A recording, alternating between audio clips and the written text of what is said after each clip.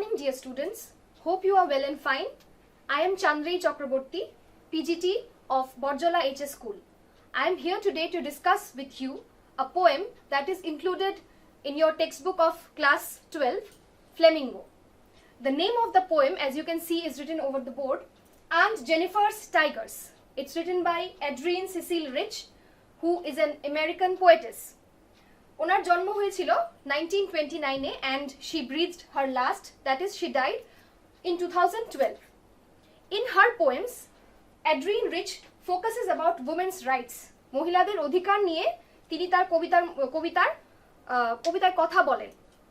ওনার কবিতার তিনটি হচ্ছে মূল বিষয়বস্তু। এর মধ্যে নাম্বার 1 হচ্ছে women's rights, মহিলাদের অধিকার। Secondly, the pictures of oppression and injustice that women face in a male dominated society. একটা পুরুষতান্ত্রিক সমাজে একজন মহিলার যে ধরনের অপারেশন এন্ড ইনজাস্টিস ফেস করতে হয় সেগুলো নিয়েও উনি ওনার কবিতার মধ্যে ডিসকাস করেছেন। তাছাড়া she was strongly against racism and inequality. Racism এবং ইনইকুয়ালিটির এগেইনস্টে উনি ওনার কবিতার মধ্যে ওনার যে ভাবনা বা চিন্তা সেটা জ্ঞাপন করেছেন। In this poem particularly Aunt Jennifer's Tigers, here what we find is experiences of a woman who was constantly in fear of her controlling and dominating husband. ওনার যে হাজবেন্ড আন্ট জেনিফার, মানে জেনিফার নামে একজন মহিলা যাকে আমাদের লেখিকা aunt বলে সম্বোধন করছেন বা অ্যাড্রেস করছেন, she was always afraid of her husband. That means, what do we understand from that? Her husband was controlling and he was dominating. খুব অত্যাচার করতো আন্ট জেনিফারের উপর, যে কারণে উনি সবসময় খুব ভয়ে থাকতেন। Secondly, what we find is unhappy marriage. Her marriage, because her husband was dominating and controlling, ওনার উপর সবসময় প্রভুত্ব দেখানোর চেষ্টা করতো. That is why her marriage was unhappy. She was in an unhappy relationship with her husband. আর সেজন্যই কিন্তু ওনার কাছে ওনার যে বিবাহ বা বিয়েটা সেটা একটা burden.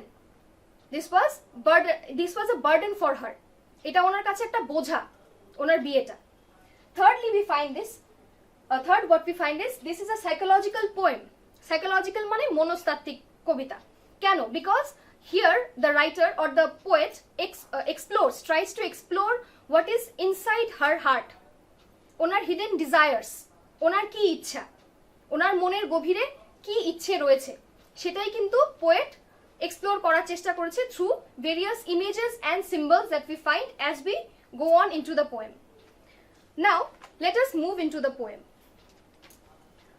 The first thing, before I start this poem, Aunt Jennifer's Tigers. Why is this poem called Aunt Jennifer's Tigers? Jennifer's Tigers মানে কি?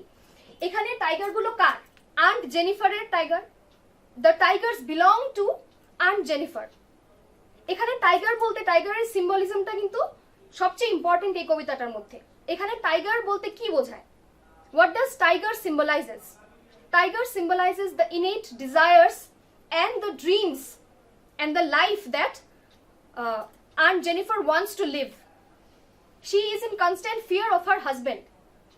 সারাক্ষণ সে ভয়ে আছে। তাই through art she wants to escape her reality. ওনার রিয়ালিটিটা কি? ভীষণ স্যাড, খুব দুঃখের ওনার রিয়ালিটিটা। Her life is full of sufferings. So she wants to escape from her reality. And how does she do that? Through art. এখানে in this poem we'll see that she knits the tigers, the shapes of tigers. মানে উল বুনে উনি design তৈরি করছেন। এবং কি design তৈরি করছেন? বাঘের design. And what does tiger mean in this poem? In this poem the tigers mean her desire to be free, to be fearless. যেরকম বাঘ ফিয়ারলেস হয়, ব্রেভ হয়, সেরকম কিন্তু আন্ট জেনিফার ব্রেভ হতে চাইছেন, ফিয়ারলেস হতে চাইছেন। She does not want to be scared of her husband anymore. She wants to be free as the tigers are. That is why the name of the poem is Aunt Jennifer's Tigers. And the tigers these are the tigers which she makes up, which she designs. So let us now move into the poem.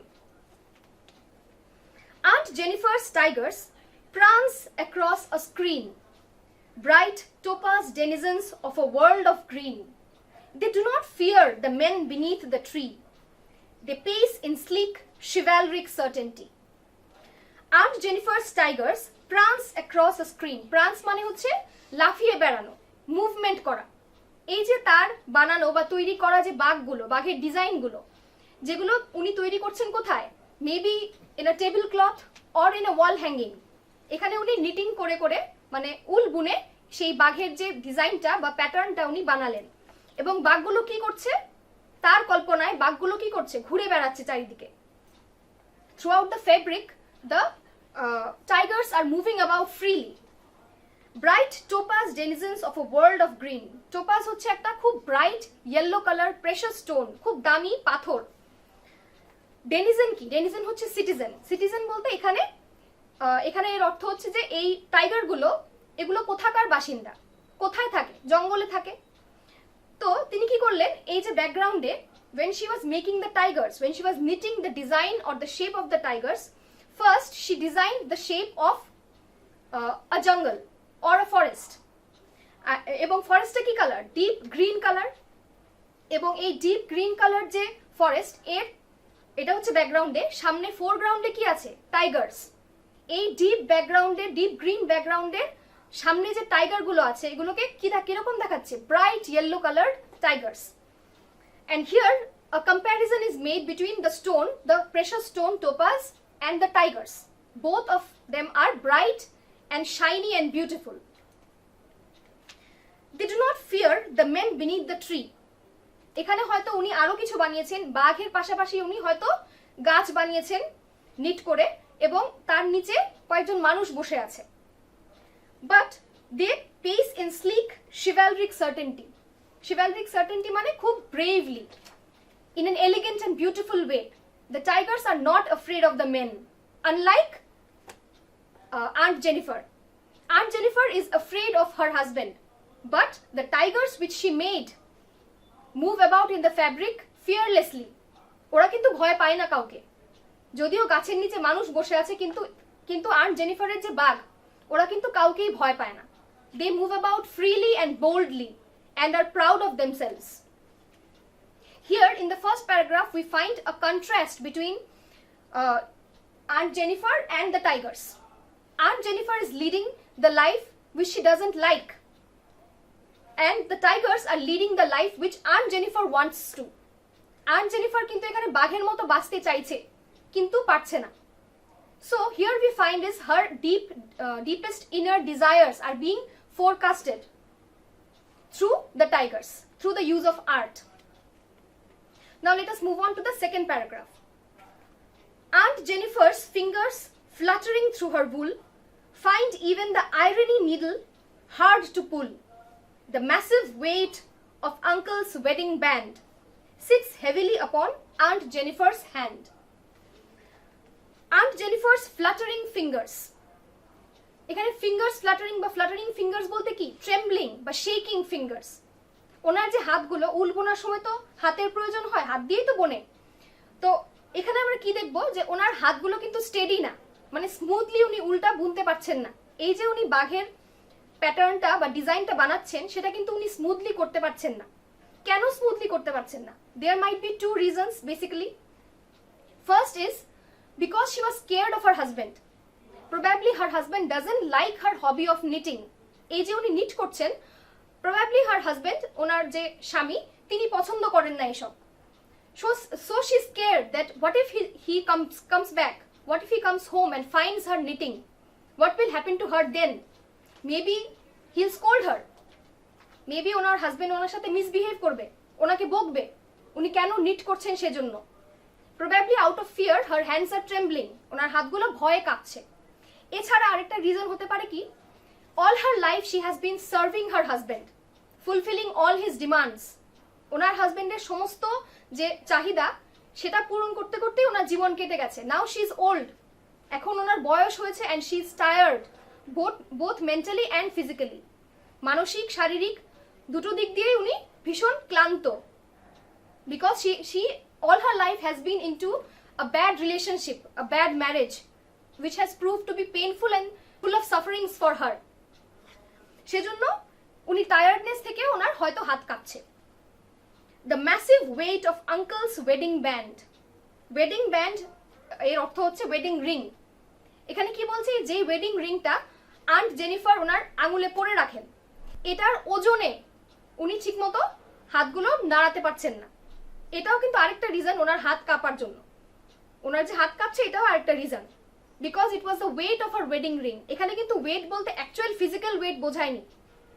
Wedding ring কি symbolise করে, কিসের প্রতীক wedding ring? Wedding ring হচ্ছে বিয়ের প্রতীক, wedding এর প্রতীক। And her wedding or her marriage was unhappy. She was not happily wedded, she was not happy in her wedding. সেজন্য কিন্তু ওনার কাছে এটা একটা বোঝার মতো, যেটাকে উনি বয়ে বেড়াচ্ছেন। she is unable to carry forward this weight, the weight of her marriage, which was painful and unhappy. Sits heavily upon Aunt Jennifer's hand. ওনার হাতে এটা একটা বোঝার মতো, ওনার ওয়েডিং রিংটা একটা ভারী একটা বোঝার মতো, যেটা উনি নিয়ে বয়ে বেড়াচ্ছেন এতটা বছর ধরে। এবং সেজন্যই কিন্তু উনি ফ্রিলি কাজ করতে পারছেন না, ফ্রিলি এই নিটিংটা করতে পারছেন না। Because this ring always reminds her that she is under the control of her husband. উনি ওনার স্বামীর কনস্ট্যান্ট বা মানে সর্বদা ওনার স্বামীর নিয়ন্ত্রণে রয়েছেন। এই জিনিসটা কিন্তু ওনাকে সেই আংটিটা মনে করিয়ে দেয় every time she sees the band in her hand, the wedding ring in her hand. When aunt is dead, her terrified hands will lie, still ringed with ordeals she was mastered by. The tigers in the panel that she made will go on prancing, proud and unafraid. কি বলছে এখানে দেখো, when aunt is dead, her terrified hands will lie. যখন aunt Jennifer মারা যাবেন তখন কি হবে? her hands will not tremble anymore. ওনার হাতগুলো কিন্তু আর কাঁপবে না, because she will be dead then. She will have no movement or no sensation left in her. Her hands will lie just like that, without any movement. নিশ্চল নিথর হয়ে থাকবে ওনার সেই ভয়ে যে কাঁপতো ওনার হাতগুলো, সেই হাতগুলো ওনার মারা যাওয়ার পর, ওনার মৃত্যুর পর নিথর হয়ে যাবে। Still ringed with ordeals she was mastered by. কিন্তু she will still not be free of the control of her husband.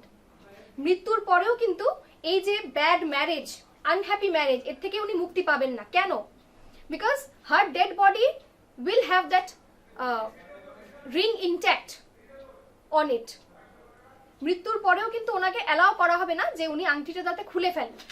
So it will act as a constant reminder that she is still in control, still under the control of her husband, even after she is dead.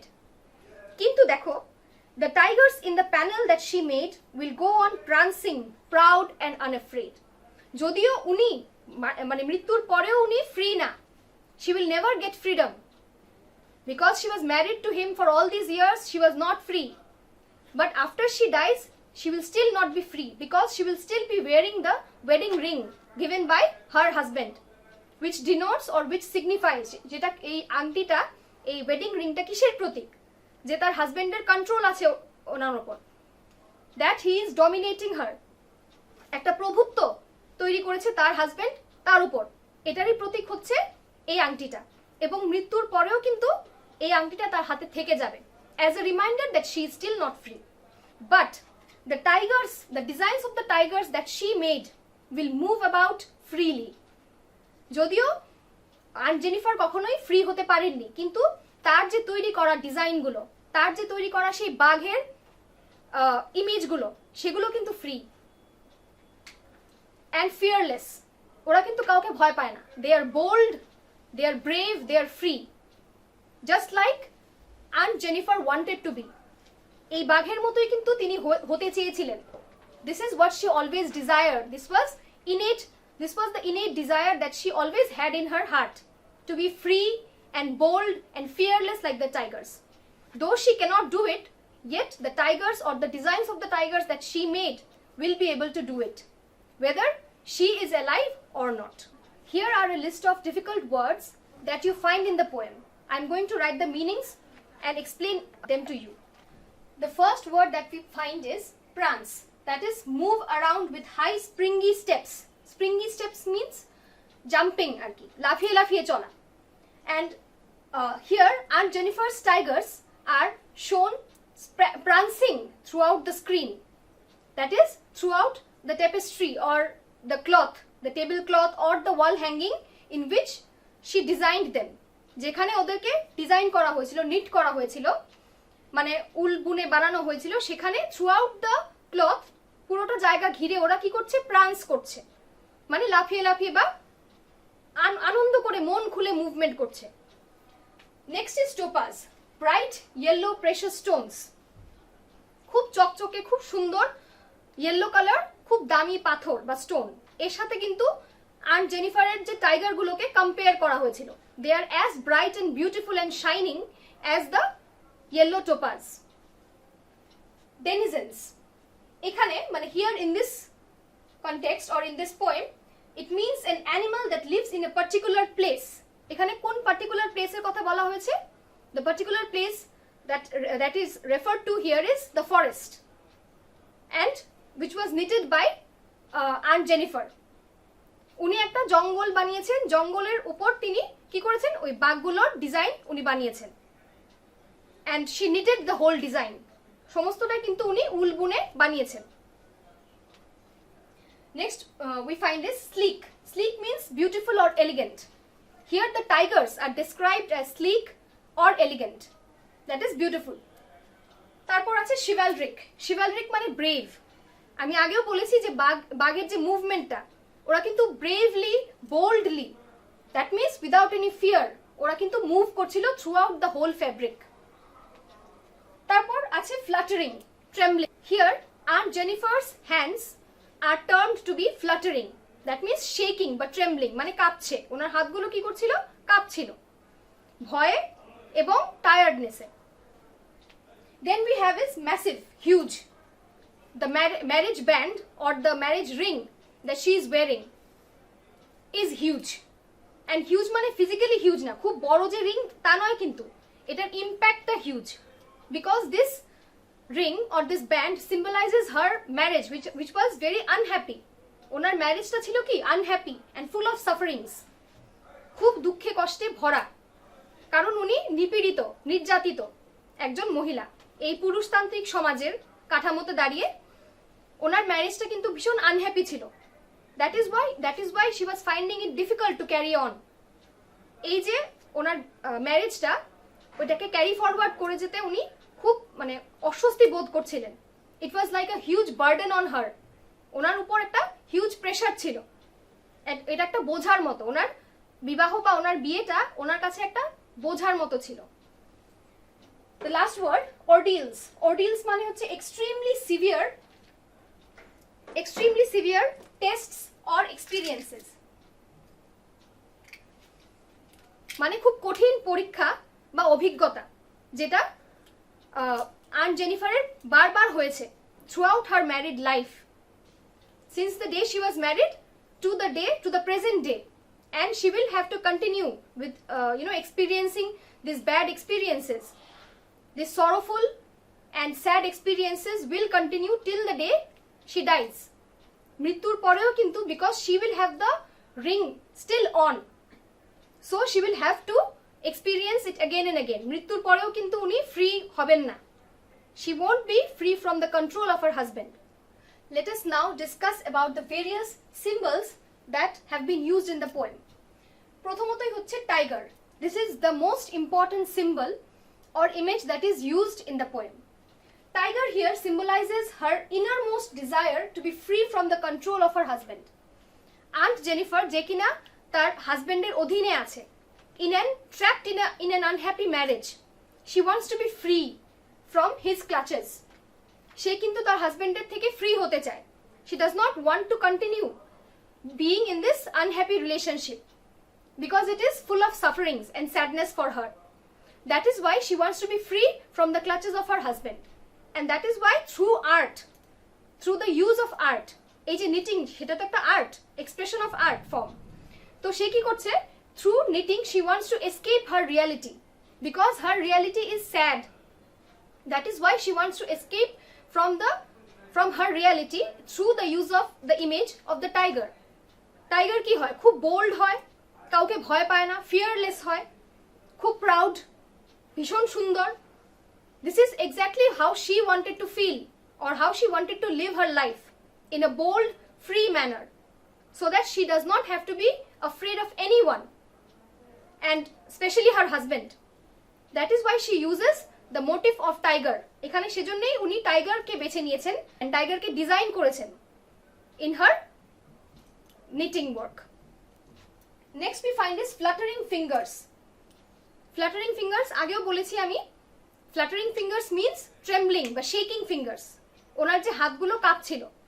What does it symbolize? It symbolizes her fear towards her husband. She is scared because her husband might find out that she has been knitting and he does not like her having this hobby. And also because she is tired both mentally and physically. এত বছর ধরে হাজবেন্ডের demands fulfil করতে করতে she is tired both mentally and physically. উনি পরিশ্রান্ত, সেজন্যই ওনার হাতগুলো কাঁপছে. The third one, the marriage band. Marriage band means marriage ring. It symbolizes her marriage and her husband's control over her. এই যে ম্যারেজ রিংটা, এটা ওনাকে পরিয়ে একটা গন্ডির মধ্যে ওনাকে বেঁধে দেওয়া হচ্ছে. This marriage ring is not actually a ring. It actually acts as a shackle. যেটা ওনাকে বেঁধে দিচ্ছে সংসারের গন্ডিতে বা তার হাজবেন্ডের কন্ট্রোলের গন্ডিতে ওনাকে বেঁধে দিচ্ছে.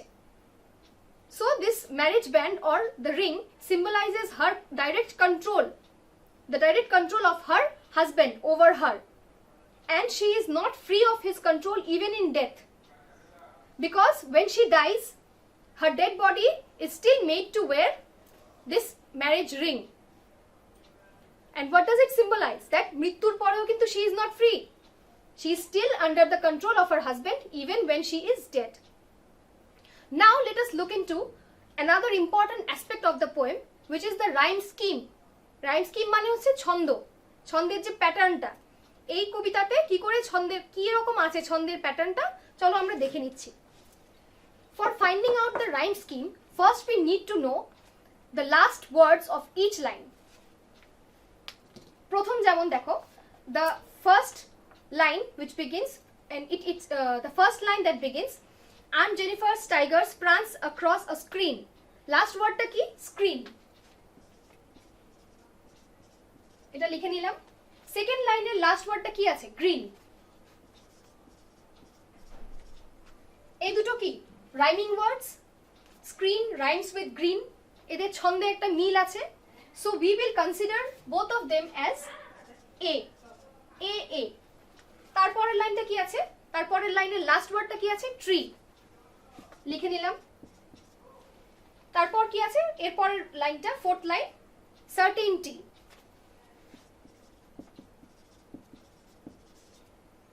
এই দুটোর মধ্যে আমরা আবার ছন্দের মিল পাচ্ছি, তাই এই দুটোকে আমরা কি কনসিডার করব? বি. সিমিলারলি এরপরের প্যারাগ্রাফে, এরপরের স্ট্যান্জাতে লাস্ট ওয়ার্ডটা কি আছে? বুল. তারপরের ওয়ার্ডটা পুল. এই দুটোর মধ্যে আমরা কিন্তু একটা ছন্দের মিল পাচ্ছি. So we will consider them as C C. এরপর কি আছে দেখো, নেক্সট লাইনে আছে ব্যান্ড. লাস্ট ওয়ার্ডটা ব্যান্ড রাইমস উইথ হ্যান্ড. এদের মধ্যে একটা মিল আছে. We will consider them as D D. এরপরে the last stanza, the first line of the last stanza ends with lie. The next word is by. We will consider them as e e. তারপর the final two lines of the poems, the last two lines, the first, the penultimate line মানে লাস্টের আগের লাইনটা, it ends with made, and the last line ends with unafraid.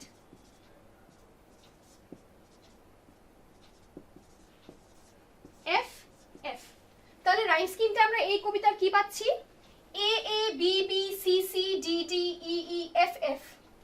কারণ এই সমস্ত এই যে এ এ দুটোর মধ্যে একটা মিল আছে, বি বি এই দুটোর মধ্যে আবার আলাদা করে মিল আছে, C C D D E E and finally F F. তাহলে লিখে নাও এই কবিতার যে রাইম স্কিমটা সেটা হচ্ছে কি?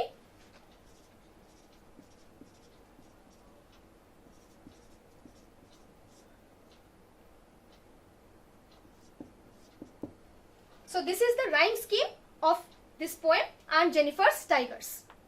Now let us move on to the question answers. প্রথম কোয়েশ্চনটা কি আছে দেখো, how do denizens and chivalric add to our understanding of the tiger's attitudes? টাইগারটাকে কি বলা হচ্ছে? ডেনিজেন্স, মানে ওই জায়গাটার পার্টিকুলার জায়গাটার বাসিন্দা বা citizen. And they are what? chivalric, brave. আমি আমার জায়গায় থাকবো এবং আমি খুব ব্রেভ ভাবে থাকবো। যে সোসাইটিতে আমি বাস করছি, I will be a brave citizen of that society. This is what we find when we read these two lines, or rather these two words, denizens and chivalric. The tigers are the citizens of the forest. ওরা ওখানে dwellers, ওরা ওখানের বাসিন্দা, এবং they are not afraid of anyone. They can move about freely. They are brave, bold, and they can move about freely throughout the forest. And with this, we understand that the attitude of the tigers are very brave. তাদের অ্যাটিটিউডটা কিরকম? Brave, bold, they are not scared of anyone. The next question, why do you think Aunt Jennifer's hands are fluttering through her wool in the second stanza? Why is she finding the needle so hard to pull? এটার আমি যখন আমি explanation করছিলাম তখনই কিন্তু বলে দিয়েছিলাম, আবার রিপিট করে দিচ্ছি। Her hands were trembling or fluttering because of two reasons, or rather because of three reasons. First, because she was scared because her husband might not find her hobby very pleasant. ওনার ভয় হচ্ছিল যে ওনার husband যদি এসে দেখে উনি knitting করছেন, then he might scold her. So she was afraid. দ্বিতীয়ত, after all these years of serving her husband, ওনার স্বামীর ইচ্ছে পূরণ করতে করতে she was tired. That is why probably her hands were fluttering or shaking but trembling. The third reason might be because she was wearing the wedding band or the wedding ring, and in her frail, weak fingers, it was like a massive burden on her. ওনার আঙ্গুলগুলো কি খুব tired, একদম রুগ্ন, এবং এই রুগ্ন আঙ্গুলের মধ্যে she was wearing her wedding ring, which was huge, and it felt like a burden to her.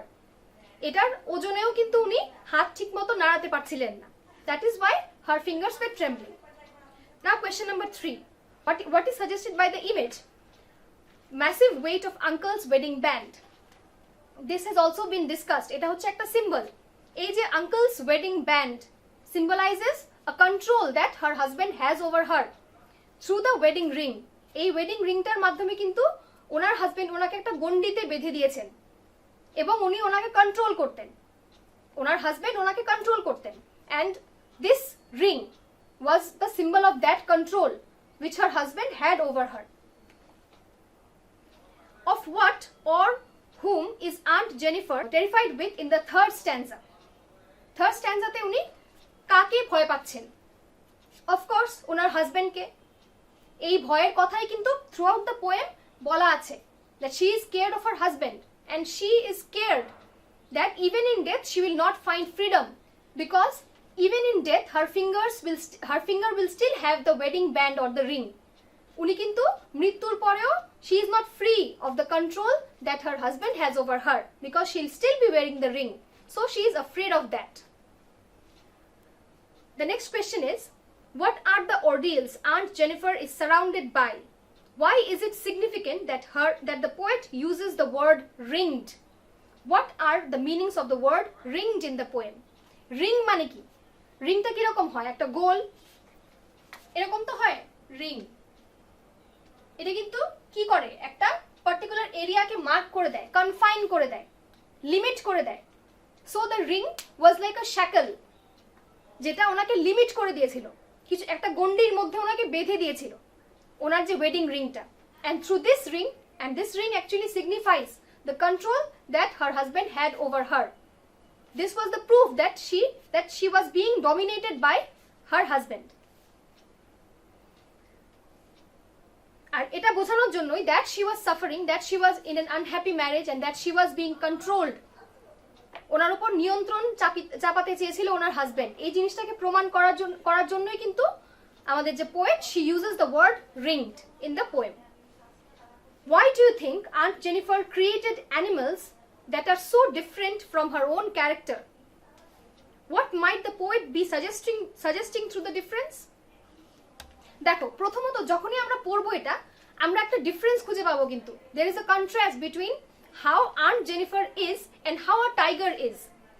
ওদের বিহেভিয়ারের মধ্যে কিন্তু অনেক তফাৎ. They are stark opposite or contrast of each other. Aunt Jennifer is nowhere near close to what a tiger is. Tiger কিরকম হয়? Brave হয়, খুব brave হয় tiger, এবং কি হয়? Fearless. The tiger doesn't care for, or rather the tiger is not afraid of anyone, but Aunt Jennifer is. So why has the poet used the image of the tiger? কেন use করেছে? কেন use করেছে এরকম একটা জিনিস বা এরকম একটা ইমেজ যেটা সেন্ট্রাল ক্যারেক্টারের সাথে? আন্ট জেনিফার তো এই কবিতার সেন্ট্রাল ক্যারেক্টার বা মুখ্য চরিত্র, তার সাথে কিন্তু টাইগারের কোনো মিল নেই. তাহলে কেন এটা ইউজ করা হলো? This has been used just to bring out her innate desires, her innermost feelings, her wishes. এখানে কিন্তু এই যে টাইগারটা, aunt জেনিফারস টাইগার্সটা, the tigers are made by her, designed by her, and the tigers symbolize her innermost desire to be free, to find freedom, to roam about freely without being in anyone's control or without being dominated by anyone. এটা হচ্ছে তার মনের ইচ্ছা, গভীর ইচ্ছা, যে তার যেন কাউকে ভয় পেতে না হয়. So she could not live a life like the tigers. So she creates the tigers. She knits them so that they can move about. They can do something that she could not do. The tigers are an expression of how she wanted to live her life, but she could not because of the societal constraints, because of the male dominated society. এই পুরুষতান্ত্রিক সমাজের জন্য যেই ফ্যাসিলিটিগুলো, যেই জিনিসগুলো, যে অপরচুনিটিগুলো উনি পাননি, উনি চান যে ওনার টাইগাররা যাতে এসবের তোয়াক্কা না করে, এসবকে ভয় না পেয়ে ফ্রিলি ঘুরে বেড়াক. That is why this image has been used in this poem. Interpret the symbols found in this poem. I have already discussed it in details. এই যে তিনটে সিম্বল আমি ইউজ করেছিলাম, the tiger, symbol of the tiger, which is the most important. The next is the fluttering fingers, and the third is the wedding band or the wedding ring. I have discussed the symbols in detail. So I don't think I think it will be redundant or useless to go through it again. Do you sympathize with Aunt Jennifer? What is the attitude of the speaker towards Aunt Jennifer? আমরা কি রিডাররা, as a reader, আমরা কি সিম্পাথাইজ করতে পারি? আমাদের কি কষ্ট হয় আন্ট জেনিফারকে দেখে? Definitely yes. We feel that this lady is a poor creature. খুব মানে মায়া হয় ওনার জন্য. when we find that through the, even though she has fluttering fingers, ওনার হাত কাঁপছে, উনি পারছেন না, but still she wants to express to the world what she desires the most. She desires to be free and free of control, free of fear. এই জিনিসটা কিন্তু ওনার হাত কাঁপছে, উনি অসুস্থ, তারপরে উনি করছেন. So this definitely creates a sympathy in the hearts of the readers and as well as in the heart of our poet for her aunt, for her dear Aunt Jennifer. With this, I end this class. Thank you. I'm looking forward to another class with you all. Thank you.